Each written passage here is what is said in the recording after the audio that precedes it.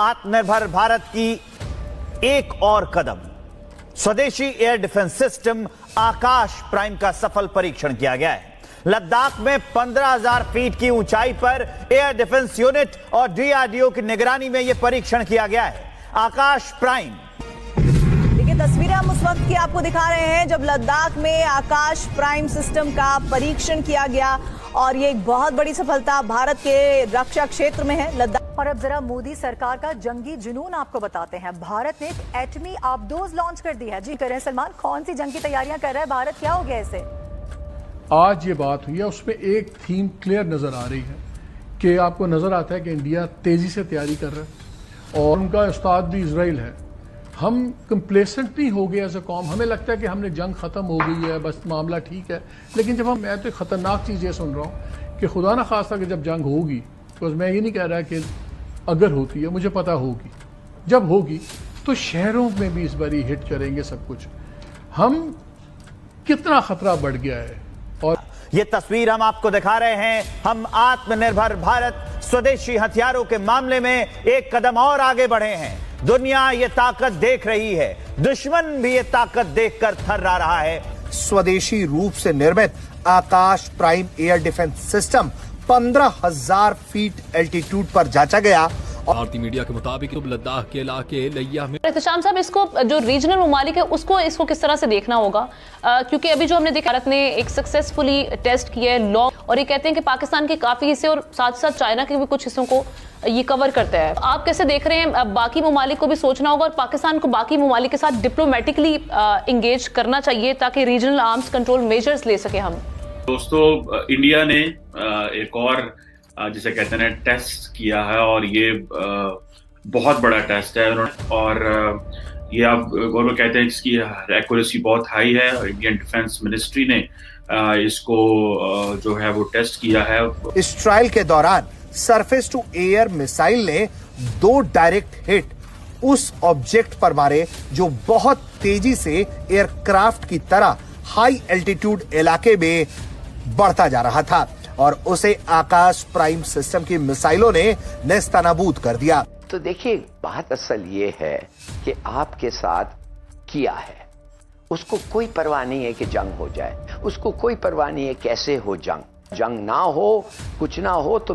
लेकिन कमीना मोदी अपनी साजिशों से बाज नहीं आ रहा। वो मुसलसल कह रहा है कि ऑपरेशन सिंदूर खत्म नहीं हुआ बल्कि जारी है। ये मक्कार चाय वाला पाकिस्तान की पीठ में छुरा घोंपने की तैयारियां कर रहा है। अगर अल्लाह ना करे, अल्लाह ना करे, अल्लाह ना करे, अगला हमला हम अगले वो 300 तैयारे इस्लामाबाद पे खड़े होंगे। ये याद रखना, ये तारीख की वो तलख तरीन हकीकत है जो होने जा रही है। ठीक है सर, कहिएगा कि पाक भारत रिवायती हथियारों के मवाजने में भारत को बढ़तरी हासिल है, लेकिन गैर रिवायती हथियारों में पाकिस्तान को भारत के मुकाबले में आप कहां देखते हैं? बिस्मिल्लाहिर्रहमानिर्रहीम। और वो खतरा है, ये आज उसको डिनाई करेंगे नहीं जी वो स्लिप ऑफ टंग थी, इतना बेवकूफ नहीं है कि वो स्लिप ऑफ टंग करे।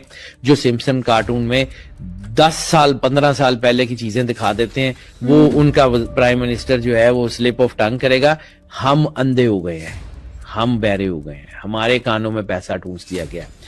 देखिए अब ना ये जो हथियारों की दौड़ है खित्ते में, इसमें हिंदुस्तान तो वाकई बहुत आगे जा चुका है और सही बात कह रहे हैं ब्रिगेड साहब कि $85 बिलियन का उनका दिफा का बजट है। हम कई बरसों से $8 बिलियन पे खड़े हुए हैं, हम नहीं मुकाबला कर रहे हैं। लेकिन एक चीज़ आमना हमें ज़हन में रखनी चाहिए कि ये जो फ़ौजें रखी जाती हैं ये इसलिए रखी जाती हैं डेटरेंट्स के तौर पे, जिन मुल्कों की फ़ौजें होती हैं उनके दरमियान जंगें नहीं होती।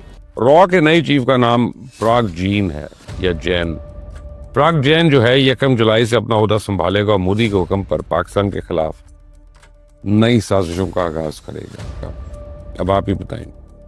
इससे जा सकते हैं उसको तो, मोदी को तो he can not live without power. जैसे नेतन्याहू खुद एक जेनोसाइड के लिए उसका एक वारंट है, he can not live without power. और हिंदुस्तानी नहीं किया पहले, मैं पाकिस्तान को पानी बंद कर दूं। उसके बाद ये जो हिंदू हैं, द बिगेटेड हिंदू, जो एक्सट्रीमिस्ट हिंदू, इंतहा पसंद हिंदू, वो तो उसको उम्र भर के लिए प्राइम मिनिस्टर बना देंगे। तो क्या करेंगे आप? और फिर अब आप मुझे बताएं, अगर इधर इस वक्त आपने कुछ नहीं किया तो इसके माने मुंह ना खोले। हथियारों में का जहाँ तक ताल्लुक है, मैं सबसे पहले मिसाइल्स की बात करूँगा। आपने देखा था कि 9 मार्च 2022 को इंडिया ने एक ब्रह्मोस मिसाइल पाकिस्तान के ऊपर दाग दिया था, जो कि खानेवाल में जाकर गिर गया था। नुकसान पहुंचना था, अल्लाह का शुक्र है कि अंदर गिरकर तबाह हो गया। पाकिस्तान ने उस पर रिस्पॉन्स नहीं किया, और जब इंडिया ने इंक्वायरी की तो उन्होंने ये कहा कि नहीं, ये तो गलती से फायर हो गया।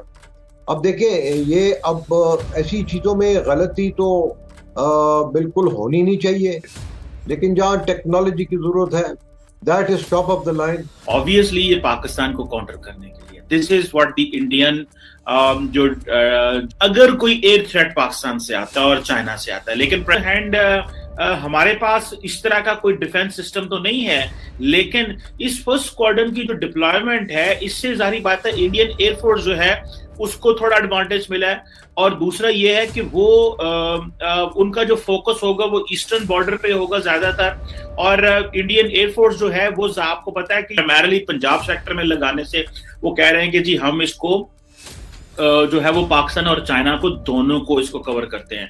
और दूसरा ये है कि आप लोगों को पता है, जो लोग ये खबर देखते हैं, कि ये surface to air missile defence system है, और ये एक जारी बात है कि जो इंडिया ने लोकेशन तय की है, इसके बहुत सारे जो है वो एडवांटेज हैं।